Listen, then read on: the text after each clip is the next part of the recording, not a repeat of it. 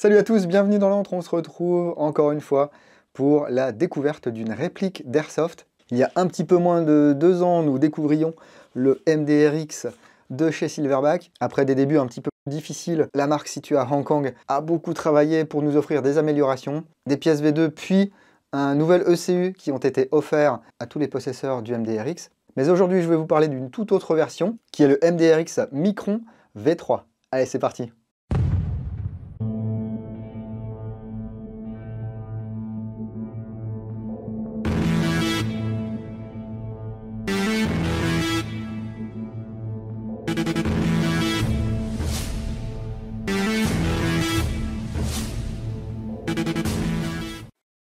Et merci beaucoup à toute l'équipe de Silverback qui m'a envoyé ce Micron afin que je puisse le tester, vous le présenter et puis vous dire un petit peu ce que j'en pense. Bon, moi j'ai toujours mon MDRX, c'est vraiment un des premières séries sorties, c'est même peut-être bien une pré-série parce que moi j'avais rien dans la boîte, hein. Pas d'outils ni rien du tout. Ensuite j'ai postulé pour avoir le kit V2. Si vous voulez en savoir plus sur le kit V2, eh bien, il y a une vidéo qui est disponible ici. Vous pouvez cliquer sur le petit i. Et ensuite, il m'a été donné de tester pendant plusieurs mois le nouvel ECU, Electronic Control Unit, ou ECS, je ne sais plus vraiment comment il l'appelle, conçu en collaboration avec T238. Vous avez également une vidéo complète ici. C'est pour ça que je ne reviendrai pas sur tous les réglages que vous pourrez faire sur le Micron. Je dois avouer que je suis très content de mon MDRX.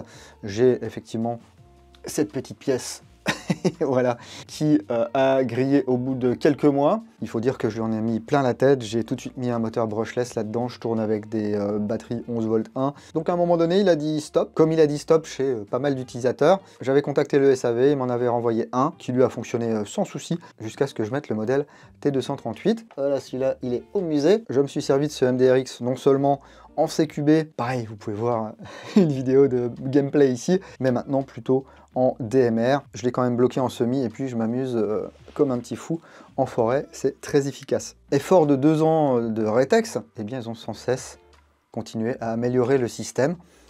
On peut aussi dire un grand merci à la communauté. Il y a beaucoup de joueurs qui ont participé également au retour d'expérience sur lesquels Silverback s'est appuyé pour améliorer le système. Ça fait plaisir, il n'y a pas que des mecs qui râlent, il y a des mecs qui râlent mais qui proposent également des solutions. Il y a des gens qui ont fait des kits HPA, il y a des gens qui ont été très pressés, qui ont vite fait des kits pour mettre des chargeurs en 5,56. Quant à moi, je l'ai laissé en AEG, j'en suis content, c'est le principal. En France, vous pourrez trouver ce MDRX Micron, par exemple chez Airsoft Entrepôt, au prix de 650 €. Je vous mets le lien affilié en premier commentaire sous cette vidéo. Si vous voulez soutenir l'antre, c'est un moyen pour vous de le faire sans avoir à débourser plus d'argent que votre commande. Voilà, il ne vous facture pas plus de sous, et moi je suis crédité à chaque commande. Donc n'hésitez pas tant qu'à faire à le mettre en favori et à le partager à vos amis, ça fait toujours plaisir. Et donc pour ces 650 brousouf, vous allez pouvoir choisir une version noire, une version FDE, donc Flak Dark Earth, ou alors une version Biton. Comme j'avais le FDE en 308, et bien ici pour le Micron, j'ai choisi une version noire. Découvrons ce Micro Dynamic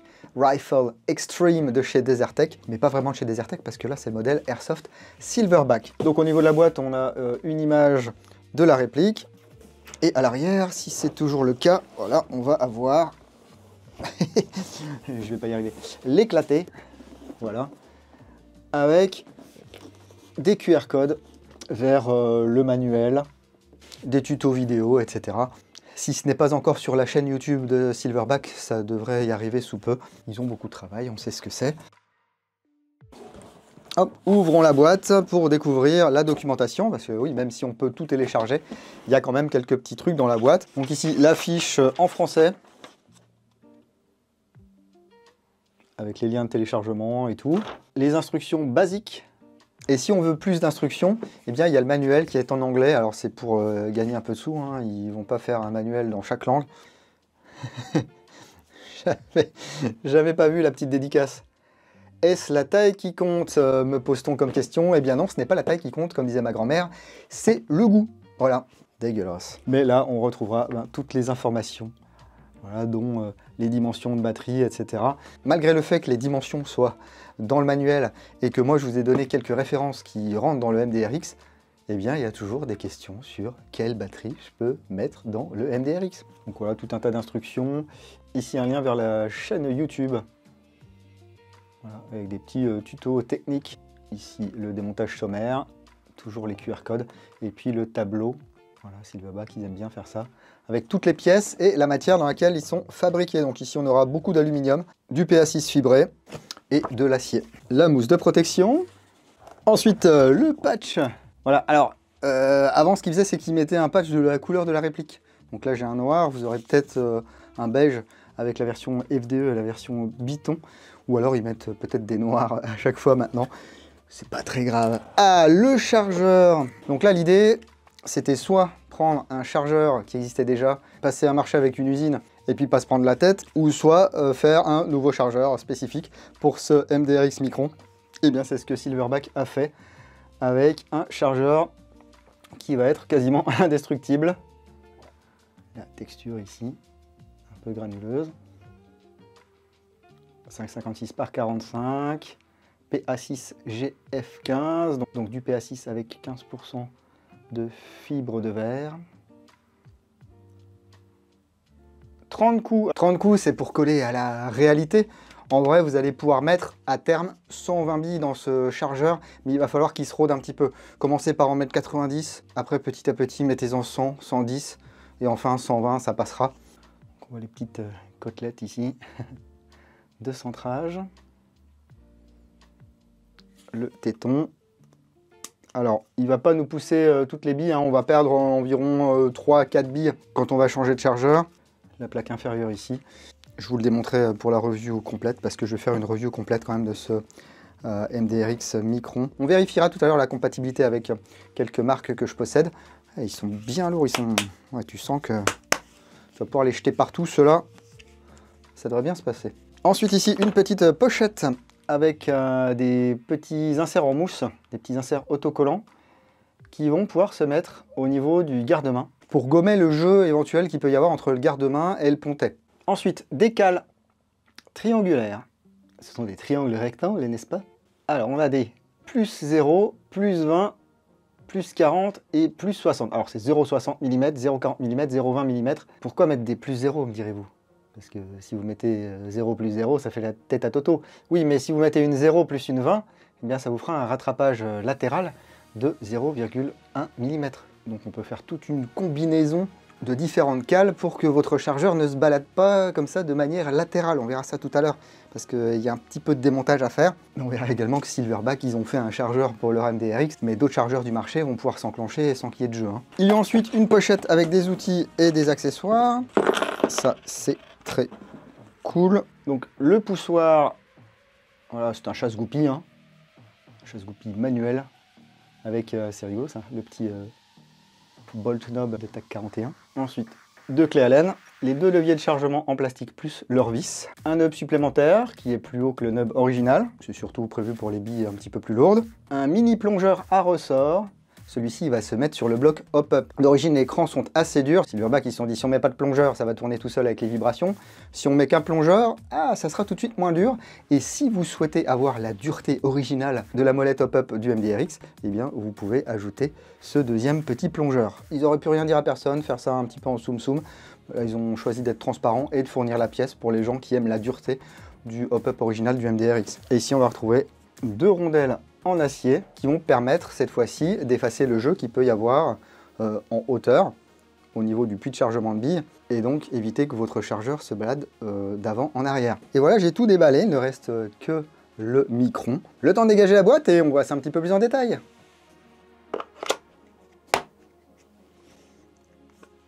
Sympa. Alors effectivement, c'est microscopique.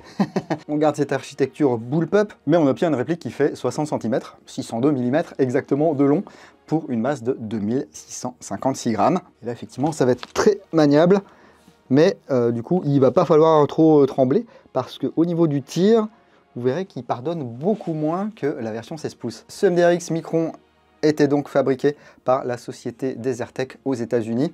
Je dis était parce que officiellement, ils ne fabriquent plus de MDRX, ils sont passés sur les plateformes Wolverine et Sabertooth, qui sont quasiment exactement les mêmes. Et les modèles RS pouvaient avoir des petits problèmes de précision de par leur conception, ce qui fait qu'ils ont décidé de revoir l'architecture du receveur, les procédés de fabrication également du receveur, et puis les attaches du canon. Donc si vous allez sur le site de Desertec, vous trouverez encore du MDRX, mais si vous êtes intéressé et que vous en trouvez un vrai, eh bien dépêchez-vous parce que il devrait plus en rester beaucoup. Les différences entre le Sabertooth et le Wolverine, c'est que le Sabertooth, il va tirer qu'en semi, et le Wolverine, il va tirer en semi et en auto. Et on m'a posé la question sur une vidéo précédente, étant donné que Desertec ne fait plus de MDRX, est-ce que Silverback va continuer à faire du MDRX? Oui, Silverback va continuer à faire du MDRX, ne vous inquiétez pas pour ça, ça va continuer à être dispo pendant un bon moment. Et donc Desertec, ils ont sorti il y a quelques années, eh bien, ce modèle Micron, qui est également multicalibre. Donc ici Silverback, ils ont reproduit la version 5.56, et on reste sur un receveur supérieur qui est en aluminium, un corps en polymère renforcé, le garde-main spécifique au Micron, l'appui-joue également en polymère, la poignée pistolet du MDRX et une plaque de couche en caoutchouc. Mais ici, on a affaire à une version 3. Enfin, je ne sais pas pourquoi je fais version 3. C'est assumé et c'est annoncé sur la boîte, c'est la V3 du MDRX. Donc V3 au niveau mécanique, électronique, etc. Donc ici, sur ce petit coquin, je suis en version à peu près 2,5, on va dire. Parce que j'ai le kit V2 plus le T238, mais je n'ai pas la tête de piston, le délayeur et le guide de ressort en V3, ce qui sera le cas sur ces répliques. D'ailleurs, je tiens à saluer Silverback parce qu'on a vu beaucoup de commentaires négatifs sur ce MDRX lorsqu'il est sorti. Même si ça ne représente qu'un pourcentage infime de l'ensemble des utilisateurs, c'est toujours les avis négatifs qu'on voit le plus et qui sont le plus représentés partout. Et c'est pareil sur YouTube, parce qu'un titre de vidéo négatif, il appelle plus au clic qu'un titre de vidéo positif. Et effectivement, il y a eu quelques petits soucis, mais pour la quasi-totalité des MDRX qui ont été vendus, ça n'a posé aucun problème autre qu'un bruit un petit peu bizarre. Mais Silverback, ils ont continué à plancher. Ils ont sorti ce fameux kit V2 qu'ils ont offert à tous les gens qui possédaient un MDRX, parce qu'il y avait encore d'autres choses en projet, notamment la collaboration avec T238 et certainement quelques petites autres améliorations. Donc tant qu'à faire, autant faire une sorte de reboot et de proposer directement cette V3 qui est disponible depuis quelques semaines. À ma connaissance, il n'y a pas eu de V2 dans les boutiques en Europe, mais elles ont été commercialisées à quelques exemplaires en Asie et aux États-Unis. Faisons un tour rapide de la réplique et voyons quel changement il y a eu par rapport à l'autre version, parce que Silverback en a profité également pour mettre les dernières innovations de chez Desertec sur ce Micron. Enfin, je dis innovation, pour nous ça va être des changements surtout esthétiques. On va commencer par les marquages. Donc ici sur la crosse, on retrouve le logo Desertec. Sur le corps Desertec, MDRX, le numéro de lot et de série. De l'autre côté, pas de changement non plus. West Valley City, Utah, USA. Multicalibre. Patented. Le petit cadenas ici pour le verrouillage du canon. Les marquages du sélecteur de tir. Voilà, ce sont des petits pictogrammes qu'on retrouve également de l'autre côté, car le sélecteur de tir est ambidextre. On retrouve également le logo Desertec sur l'immense plaque de couche en caoutchouc. Ici de chaque côté, un emplacement pour un autre sangle Quick Detach, donc QD. Il est en acier. J'en parlais tout à l'heure, l'appui-joue en plastique. Et ici, on peut voir que le système d'éjection, eh bien, il est différent de ce qu'on connaissait déjà. Parce que sur les vrais MDRX, d'origine, les étuis étaient éjectés vers l'avant. Et bien, sur les versions plus tardives, c'est une éjection un petit peu plus standard sur le côté. Donc ici, on a la trappe d'éjection, voilà, qu'on va pouvoir reculer pour accéder à la molette de réglage du hop-up. La molette a changé, c'est toujours du plastique translucide bleu, mais les crans sur la molette, ils sont un petit peu plus profonds. Donc on peut aller un petit peu mieux chercher avec son ongle, ça glisse moins. Elle fait qu'il n'y ait qu'un seul plongeur, c'est également moins difficile à actionner. Si vous voulez que ça redevienne très très dur, eh bien vous pourrez réinstaller ce petit plongeur à l'intérieur de votre bloc hop-up. Donc ici on a un obturateur, et si vous souhaitez changer ces deux pièces de côté, eh bien c'est toujours faisable, sauf que c'est plus faisable à la main. Maintenant, il va falloir ôter une vis. À l'arrière ici, on a l'arrêtoir de culasse, mais qui est non fonctionnel sur notre réplique. Ici, on peut voir un petit logo Desertec sur le petit loquet de verrouillage du chargeur. Et les boutons de déverrouillage du chargeur, eux, sont situés à l'avant du puits de chargeur ici, et à l'avant de la réplique, de chaque côté. Donc soit bim bim, je tire, je suis vide, hop, j'appuie, j'ai rechargé, soit je suis vide, Je viens arracher ici et je viens recharger. Ici, on peut voir l'adaptateur donc pour les chargeurs 5,56, la poignée pistolet, le pontet avec la queue de détente, le sélecteur de tir,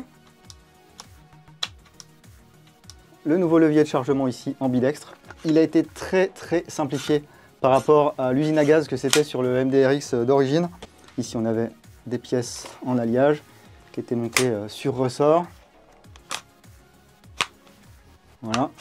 À l'intérieur, Silverback avait reproduit à l'identique le système, donc beaucoup de pièces, assez coûteux à fabriquer, assez coûteux à mettre en place et surtout inutile. Donc ici, on a le nouveau modèle qu'il va falloir assembler. Donc c'est pas très compliqué. Tout est fourni. Alors, ils ne les ont pas montés d'origine, certainement pour les protéger. Parce qu'on sait que le transport, des fois, n'est pas très doux. Le fait est que, voilà, on a ce levier ici, alors qui ne peut plus être bloqué en arrière comme sur le vrai MDRX. Si vous avez envie qu'il se bloque, eh bien, vous pourrez toujours usiner légèrement le petit levier latéral là. Mais c'est beaucoup plus doux et c'est beaucoup moins compliqué et coûteux à fabriquer. Bon, par contre, ça dépasse un peu plus que le levier d'origine. Donc ici, on a le petit insert en caoutchouc avec le logo Desertec, le rail Picatinny, qui se prolonge ici sur le bloc d'emprunt des gaz. Ce truc-là, maintenant, il n'existe plus sur les Sabertooth et les Wolverine. Le garde-main Micron, donc en polymère, avec le logo Desertec. Il y a quand même un port M-Lock, voilà, en haut, en bas, de chaque côté. Le hand stop. Alors, je sais pas si j'aime bien. Ouais, si, c'est confortable quand même. Mais je sais pas. Alors, si vous aimez bien avoir le bras tendu, ça va être compliqué. Non, mais sinon, on peut avoir une bonne position là, bien stable. Et ici, on a des petits picots qui vont permettre de venir se stabiliser contre un obstacle, par exemple. Et vous le voyez, il y a un léger jeu, voilà, comme sur le vrai, hein.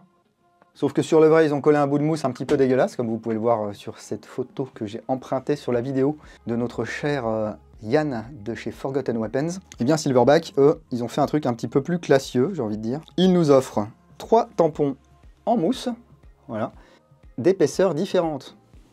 Installons-le, on a les outils. Donc là, ça tient à l'aide d'une goupille. Et comme le vrai, voilà, ce sont des rainures latérales qui vont venir se prendre ici. Et du coup, vous voyez, on voit le logo Desertec également sur le bloc d'emprunt des gaz. J'aurais été tenté de le coller sur le pontet, moi, ce truc-là. Vous voyez ici, on vous dit où coller la mousse. Et c'est pas sur le pontet, c'est à ce niveau-là. J'en ai parlé à Silverback, je dis, heureusement que vous avez mis la petite fiche, parce que moi, je l'aurais collé sur le pontet. Ils m'ont dit, t'as raison, sur le pontet, ça tient mieux, parce qu'il y a plus de surface. Cela dit, si tu décides de mettre un autre garde-main, eh bien on verra la partie noire de la mousse. Donc si tu n'as pas un MDRX qui est noir, ça va se voir, ça va jurer un petit peu. Donc, moi j'ai de la chance, j'ai un MDRX qui est noir. Cependant, je vais installer la mousse, comme il est préconisé. Je vais prendre l'épaisseur intermédiaire. C'est totalement arbitraire, hein. Et là, je viens lui faire épouser la forme du garde-main. Ce qui fait que lorsque je vais le réinsérer ici, lui remettre sa goupille si elle veut bien, et bien là je n'ai plus aucun jeu. Mon garde-main est bien ferme et en fonction des tolérances sur mon garde-main, et bien je vais pouvoir avoir ces 3 épaisseurs différentes. Le canon externe qui se termine par le cache-flamme calibre 223 Desertec. Il est fixé sur un filetage 14 mm anti-horaire et il y a une petite vis d'arrêt ici. N'oubliez pas de l'enlever avant de vouloir tout dévisser, sinon vous allez chibrer le filetage. Et ici, voilà, on voit le canon en laiton. Et ce qui est cool, c'est que comme c'est un bullpup, eh bien on n'a pas un canon qui est si court que ça, parce qu'il me semble que c'est du 330 mm, et ça reste les canons Silverback en 6,05, qui sont quand même de très bonne facture. Installons une batterie dans ce MDRX, elle va venir donc se glisser ici par l'arrière, et on a la nouvelle plaque de couche, qui se retire entièrement. Avec l'outil, on retire la goupille. Voilà, on libère la connectique DINS et là je vais utiliser une batterie LiPo 11 volts 1 1400 mAh. Voilà, je vous laisse bien à l'écran que vous ayez la référence. C'est une 25C, ça suffit largement. L'électronique T238 est beaucoup plus permissive que l'électronique de base. Normalement, les câbles ne vont pas venir se mettre ici, là, au niveau de la goupille, parce que cette pièce-là va les repousser. Rien ne vous empêche de jeter quand même un petit coup d'œil au remontage. Voilà, on se met en semi, et là, il ne se passe rien, ça fait bip bip bip, parce que la première phase, c'est la phase d'initialisation. Ça, c'est à chaque fois que vous allez brancher la batterie. Voilà, ça refait bip bip bip, je suis prêt à tirer. Donc semi. Sympa. Full.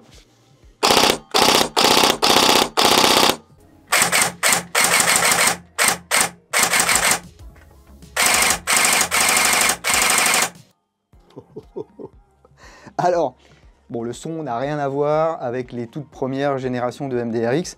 On a toujours un son particulier parce que c'est un système pneumatique qui s'apparente à celui des Systema, surtout sur l'approvisionnement des billes. Mais on sent que ça force plus. Voilà, ça fait pas de crac-crac, mais ça fera toujours du bruit. Enfin, vous trouverez toujours que le MDRX fait du bruit parce que la gearbox, eh bien, elle est où? Elle est là, donc on l'a à côté de l'oreille. Donc effectivement, ça tape et vous allez peut-être entendre, ça résonne. C'est tout simplement l'architecture ici, la structure de ces compensateurs là, qui fait que ça résonne.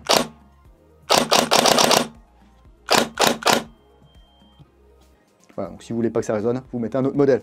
On va bien entendu aller au Crony et puis sur cible pour voir ce que ça donne. Mais avant ça, il y a l'instant beurre dans les épinards. Et comme le Black Friday approche, laissez-moi vous parler du Black Friday chez Novreach. Du mardi 26 novembre à 17 h jusqu'au jeudi 5 décembre, vous allez pouvoir bénéficier de jolies réductions sur tout un tas de répliques et d'accessoires, entre 15 et 25% sur de nombreuses répliques, et même 30% sur le SSR 63 A2. N'hésitez pas à aller faire un petit tour si le cœur vous en dit, je vous mets le lien dans le premier commentaire sous cette vidéo. Allez, pam.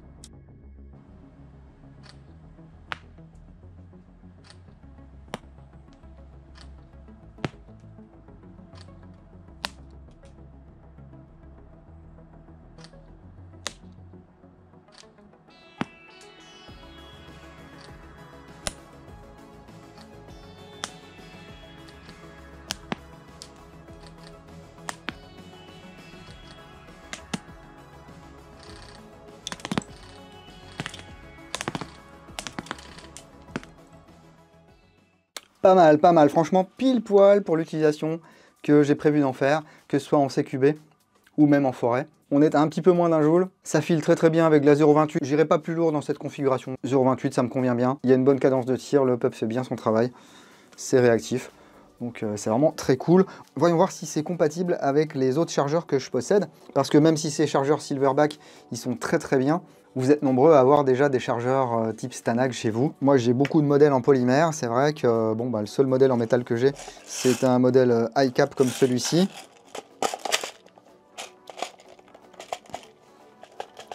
Bon du coup le high-cap, ah si, il s'enclenche. Ah mais il y a vraiment beaucoup de jeux. Est-ce que ça va tirer du coup?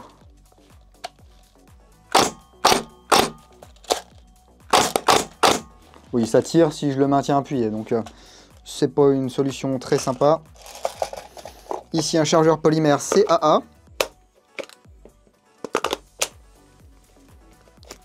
Il s'enclenche bien. Ok. Un chargeur OPS à balle apparente.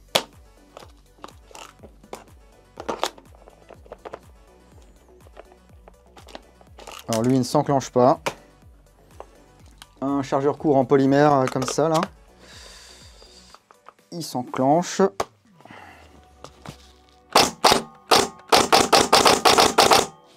Ok, ça feed. Un chargeur ATM, donc 10 day. Hein. Bon, il y a un léger jeu. Pas de souci. Un chargeur Modify. Alors, il va s'enclencher en force.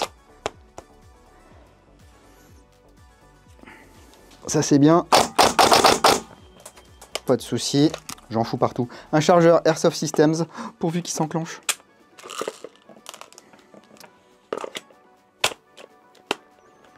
Ah non. Ben, comme c'est souvent le cas, l'Airsoft Systems, il passe pas. Un chargeur Goué polymère.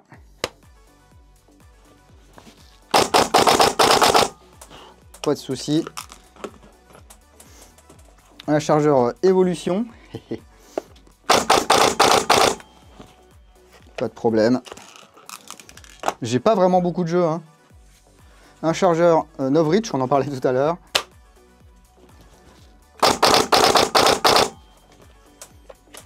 Pas de souci non plus. Et un petit chargeur Battle Axe. Ils sont sympas ceux-là avec les balles apparentes là. Bah écoutez, c'est génial. Ils ont bien bossé sur leur adaptateur parce que bah, sur la plupart de mes chargeurs, j'ai un petit peu de jeu ou pas de jeu du tout. Quand il y a du jeu, c'est pas vraiment un facteur. Et au cas où vous auriez du jeu, eh bien on va voir comment le gommer une fois que j'aurai rangé tout ce bazar. Allez, voyons voir tout ça. On va séparer la réplique en deux. On enlève la goupille arrière parce que je vais ôter la batterie.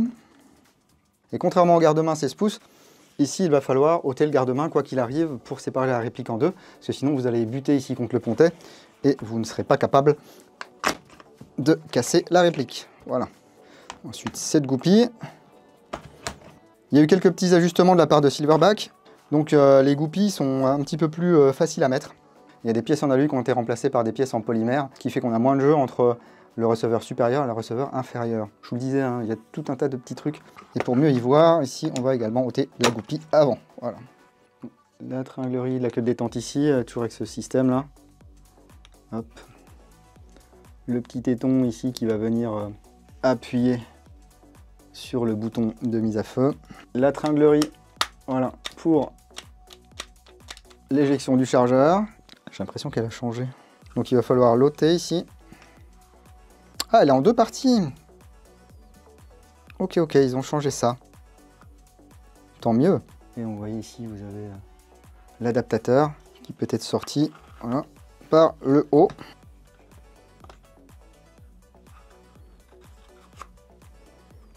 Ici, j'ai légèrement défait la pièce de rétention.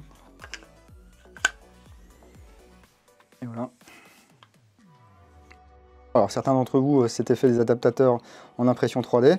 Et là on va pouvoir venir mettre ces cales. Je vais en défaire une de chaque pour vous montrer. Donc ici, imaginons, j'ai un jeu. Ah là là, c'est pas cool, ça me plaît pas. Je viens rajouter, par exemple ici, une cale de 0,60 d'un côté. Oh, j'ai plus de jeu. Et de l'autre côté, si je veux, je mets une 0. Alors attention, oui, parce qu'il y a des cales droites, des cales gauches. Une fois que vous avez mis vos cales et que vous voyez qu'il n'y a plus de jeu, eh bien vous remontez le système et il n'y a aucun souci. Si vous avez du jeu comme ceci, d'avant en arrière, c'est certainement parce que votre chargeur ici, bah, il vient bouger un petit peu. Eh bien, il va falloir dévisser ici cette pièce. Glisser une petite rondelle entre le puits de chargement de billes et puis le receveur. Et essayer. Voilà, c'est de manière un petit peu empirique. Donc ça, c'est vraiment très chouette. Alors, moi, je pense qu'ils se sont donné beaucoup de mal pour pas grand-chose. Parce que là, on a vu que sur la plupart de mes chargeurs, j'ai pas de jeu ou j'ai un jeu négligeable qui n'empêche pas de tirer des billes. Mais il y a toujours des gens qui veulent qu'il y ait le moins de jeu possible, que ce soit bien serré. Donc avec ces pièces, ça permet d'atteindre ce résultat. Donc ici, on voit la gearbox. Vous la connaissez déjà par cœur parce que vous avez lu ma review. Toujours avec le moteur Silverback 28 TPA 19 000 tours minute, donc du high torque là. Le bouton de programmation du T238. On a vu qu'on avait un joule. Si ça ne vous convient pas, eh bien vous pouvez changer le ressort de manière tout à fait facile et rapide ici, voilà. Et on voit ce nouveau guide de ressort, voilà. Alors donc c'est une pièce en acier et donc les tenons ici, eh bien ce ne sont plus des têtes de vis. Voilà, c'est une pièce qui est moulée. Toujours ici avec la butée à billes. Au niveau des nouvelles pièces à l'intérieur, on a également une nouvelle tête de piston qui vient se visser vers l'avant sur le delayer, sur le retardateur. Donc au lieu d'avoir 3 mm qui venaient se visser par l'arrière, là, qui venaient se prendre dans la tête de piston, effectivement on pouvait mettre du frein filet fort, mais ça restait du frein filet fort sur 3 mm. Et bien maintenant on a à peu près 15 mm qui viennent se visser dans le delayer qui est en acier. Donc on n'a plus une vis dans de l'alu, on a une vis dans de l'acier. Et on a 15 mm de filetage, donc même si on ne met qu'une petite goutte de frein filet fort qu'on laisse bien sécher pendant 24 heures, il y a beaucoup moins de chances que votre tête de piston se désolidarise et vienne mettre votre MDRX en vrac. L'anti-retour ici, si vous voulez l'enlever, vous l'enlevez, parce qu'avec l'électronique ici, on peut s'en passer. Et donc ici, le micro-switch, avec le capteur AF et Hall, voilà, pour le full auto.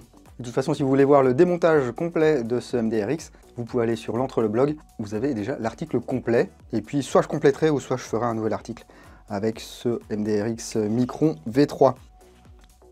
Et voilà, j'en ai terminé avec cette présentation du MDRX Micron Desertec de chez Silverback.